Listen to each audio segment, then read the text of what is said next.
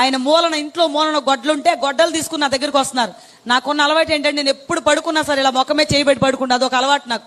ఆయన నా దగ్గరకు వచ్చారు, పలానా చోట నరికేయాలని ముందే ఒక ప్లేస్ ఆయన నిర్ణయించుకుంటారు. లైట్ ఆపేటప్పటికి నేను ఎక్కడ పడుకున్నానో కూడా ఆయన కనపట్లేదు, బాగా అంత చీకటిగా ఉంది.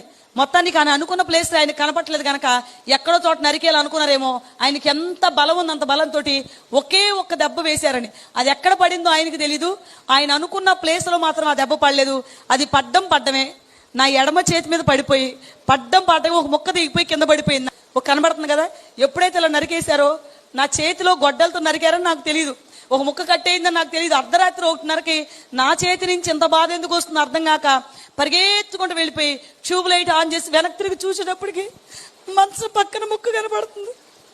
ఈ పడిపోయిన ముక్క మంచం పక్కన వడిగిపోయాను. అది చూసి నేను కంగారుగా ఏంటి అండి అన్నాను. ఇక్కడ ఎక్కువ ముక్కుపోవడం వల్ల బ్లడ్ ఆగట్లేదు, బాగా బ్లడ్ బయటకు కొట్టేస్తుంది.